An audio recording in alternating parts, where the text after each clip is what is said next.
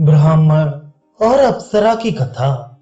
ऋषि बोले, हे सूत जी, उस प्रेत ने जो विश्व कुंड में स्नान कर प्रेत योनि से मुक्ति पाकर ब्राह्मण बन गया था, द्विज देव से इलाचल की महिमा सुनकर क्या किया?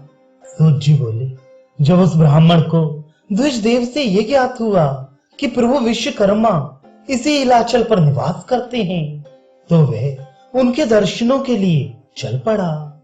जहां प्रभु के पुत्र द्विज देव ने प्रभु का निवास स्थान बताया था, वहां जाकर ब्राह्मण अनेक प्रकार से उनकी स्तुति करने लगा तथा उनके दर्शन पाने की हट करके बिना कुछ खाए पिए उपवास करके बैठ गया। वहां बैठा वह केवल प्रभु के नाम का स्मरण करता। संसार से उसने अपना ध्यान सर्वथा हटा लिया। इस प्रकार तपस्या करते उसे बहुत दिन हो गए। उसका शरीर सूख कर अस्थि पंजर मात्र रह गया। जब प्रभु को उसकी अचल भक्ति पर विश्वास हो गया, तो एक दिन उन्होंने स्वयं प्रकट होकर उसे दर्शन दिए और बोले, हे द्विजवर, मैं तुम्हारी भक्ति से अति प्रसन्न हूं। तुम जो चाहो वर मांग लो, मैं तुम्हारी मनोकामना अवश्य पूर्ण करूंगा। प्रभु के मधुर वचन सुनकर वह ब्राह्मण बोला, हे भगवान, मैं अपने कुकर्मों के कारण उच्च कुल का ब्राह्मण होते हुए भी प्रेत बना। फिर आपकी कृपा से मुझे उस योनि से मुक्ति मिली तथा मैंने पुनः अपने पूर्व रूप को प्राप्त किया। इस प्रकार के परिवर्तनों से मुझे सांसारिक माया मोह के प्रति कोई रुझान नहीं रह गया। अतः मैं कोई सांसारिक सुख नहीं चाहता। मेरे मन में केवल एक जिज्ञासा है, आप उसका समाधान करने की कृपा करें। ये तो मैं जानता हूं कि पुण्य का कार्य करने से मनुष्य को उत्तम फल प्राप्त होता है। पुण्य कार्य भी अनेक प्रकार के हैं। समय की अवधि समाप्त हो जाने पर उन पुण्यों के फलस्वरूप प्राप्त होने वाला सुख भी समाप्त हो जाता है। परंतु ऐसा कौन सा पुण्य है जिसके फल का ना तो कभी क्षय होता है और ना जिसकी अवधि कभी समाप्त होती है? कुछ लोग कहते हैं कि दान देना सबसे बड़ा पुण्य है। यदि यह सच है, तो ऐसा कौन सा दान है जिसके फल का कभी क्षय नहीं होता? ब्राह्मण का प्रश्न सुनकर प्रभु बोले, बस तुमने यह यथार्थ सुना है कि दान देना सब पुण्यों में श्रेष्ठ है, परंतु दान भी अनेक प्रकार का होता है। अन्नदान, वस्त्र दान, गौदान, धन दान, स्वर्ण दान आदि। इन दानों के फल की एक सीमा होती है, उसके बाद इनका फल समाप्त हो जाता है। परंतु कन्यादान एकमात्र ऐसा दान है जिसका फल अक्षय होता है। कन्यादान करने वाले मनुष्य की पहले की 10 तथा बाद की 10 पीढ़ियां भी स्वर्ग को जाती हैं। ये सुनकर ब्राह्मण बोला, प्रभु, ना तो मैं अब सांसारिक जीव हूं और ना गृहस्थाश्रम में बंद कर रह रहा हूं। फिर भी मैं आपसे प्रार्थना करता हूं कि आप मुझे अपने वरदान द्वारा एक रूप गुण संपन्न कन्या प्रदान करें, जिसका दान करके मैं पुण्य के अक्षय फल का अधिकारी बन सकूं। ब्राह्मण की प्रार्थना सुनकर भगवान बोले, हे विप्र, तुम संसार छोड़कर विरक्त बन चुके हो। गृहस्थाश्रम का तुम पालन नहीं कर रहे, तुमने विवाह भी नहीं किया। ऐसी दशा में मैं तुम्हें कन्या कैसे दूं? यह तुम असंभव मांग कर रहे हो। तुम मुझसे पत्नी मांग लो। प्रभु के वचन सुनकर ब्राह्मण ने कहा, हे प्रभु, यदि मैं पत्नी मांगकर विवाह करूं और गृहस्थाश्रम में प्रवेश करूं, तो मैं पुनः संसार के जंजाल में फंस जाऊंगा। एक बार यदि इस जंजाल में फंस गया, तो फिर युगों तक मुझे इससे छुटकारा नहीं मिलेगा।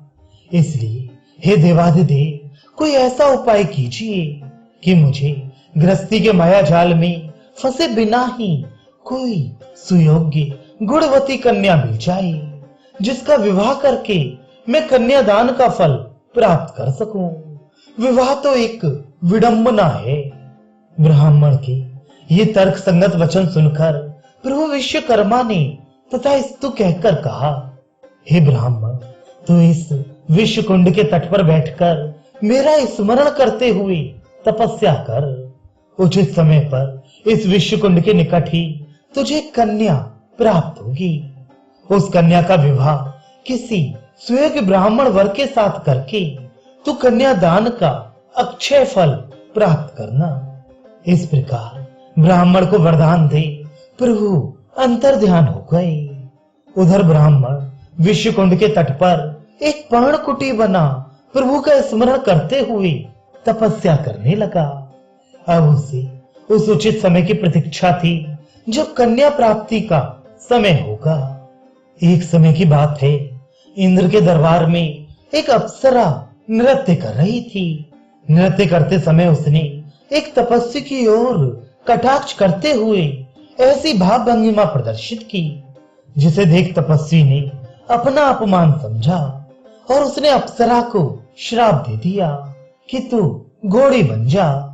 ये श्राप सुनकर उसे अत्यंत दुख हुआ और वह तपस्वी की प्रार्थना करते हुए पश्चाताप करने लगी। जब वह अनेक प्रकार से विलाप करती हुई क्षमा याचना करने लगी तो तपस्वी ने कहा, तूने मेरा अपमान किया है, उसका फल तो तुझे अवश्य भुगतना पड़ेगा। मैं केवल इतना कर सकता हूँ कि तुझे अश्व योनि से मुक्त होकर स्त्री बनने का उपाय बता दूं। तपस्वी की बात सुनकर अप्सरा बोली, तो ऐसा ही कीजिए भगवान, घोड़ी की योनि से तो स्त्री की योनि श्रेष्ठ है। अतएव तपस्वी ने कहा, जब तू घोड़ी बन जाए तो इलाचल पर स्थित विश्व कुंड में जाकर स्नान कर लेना, तो सुंदर नारी बन जाएगी। श्राप के फलस्वरूप घोड़ी बन जाने के पश्चात उस अप्सरा ने विश्व कुंड में जाकर स्नान कर लिया, जिससे वह अत्यंत सुंदर लावण्यमय नवयुवती बन गई। उसके उस सौंदर्य पर जब मध्यकालीन सूर्य की दृष्टि पड़ी तो उनका वीर्य स्खलित हो गया। उस वीर्य की कुछ बूंदें पृथ्वी पर पड़ी, जिससे एक सुंदर कन्या का जन्म हुआ। वह कन्या अत्यंत सुंदर एवं गुणवती थी। वह उसी स्थान पर प्रकट हुई थी जहां ब्राह्मण बैठा हुआ तपस्या कर रहा था। इस प्रकार पृथ्वी से एक कन्या को आविर्भूत होते देख ब्राह्मण को महान आश्चर्य हुआ। वह एकटक उसकी ओर देखता रह गया। उसी समय भगवान विश्वकर्मा ने वहां उपस्थित होकर कहा, हे विप्र, यूं आश्चर्यचकित होकर इस कन्या की ओर क्या देख रहे हो? ये वही कन्या है जिसकी प्राप्ति के लिए तुमने मुझसे वर मांगा था। अब तुम इस कन्या का सुचारू रूप से पालन पोषण करो। जब ये विवाह योग्य हो जाए तो किसी योग्य वर के साथ इसका विवाह करके कन्यादान का अक्षय फल प्राप्त करना। इसके विवाह से निवृत्त होकर तुम फिर मेरी शरण में आ जाना।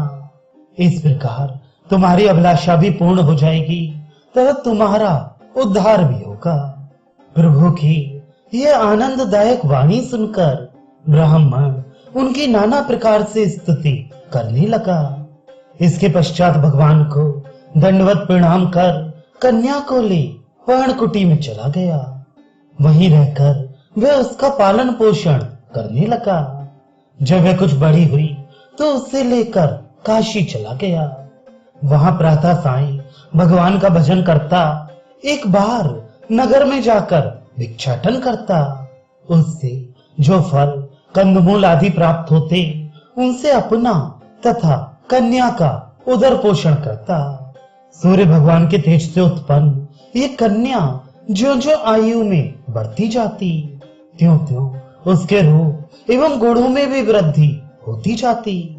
इस प्रकार होते होते कन्या विवाह योग्य हो गई। उसे एक सुयोग्य वर खोजने की चिंता हुई।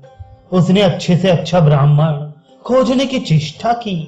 जब उसे अपने मनोनुकूल गुणवान वर मिल गया तो उसने उस युवक के माता पिता से अपने कन्या के विवाह की बात चलाई। भगवान की प्रेरणा से उन्हें भी एक कन्या पसंद आ गई और उन्होंने उसके साथ अपने पुत्र का विवाह करने की अनुमति दे दी। अब ब्राह्मण विवाह की तैयारी करने लगा। विवाह की संपूर्ण तैयारी उस ब्राह्मण को ही करनी थी। अतः वह एक दिन प्रातःकाल उठकर जंगल से लकड़ी काट लाया, जिससे उसने सुंदर मंडप की रचना की। मंडप को सजाकर उसने उस ब्राह्मण युवक को अपनी कन्या दान कर दी। जिस समय वह कन्या दान कर रहा था, उस समय प्रभु की कृपा से एक अद्भुत चमत्कार हुआ। संपूर्ण मंडप सोने का बन गया तथा बेल, पत्ते, पुष्प आदि बहुमूल्य रत्नों में परिवर्तित हो गए। ब्राह्मण ने श्रद्धा पूर्वक कन्यादान करके संपूर्ण स्वर्णमय मंडप तथा बहुमूल्य वस्तुएं दामाद को दहेज के रूप में भेंट कर दी। इस अपार धनराशि को प्राप्त कर तथा ब्राह्मण से योग्य सत्कार पा उसका जमाता कन्या सहित प्रसन्नता पूर्वक विदा हुआ। सूत जी कहते हैं, हे ऋषियों, इस प्रकार कन्यादान करने की अपनी अभिलाषा पूर्ण करके ब्राह्मण प्रभु की शरण में जा पुनः तपस्या करने लगा। उसे तत्काल कन्यादान का फल मिला।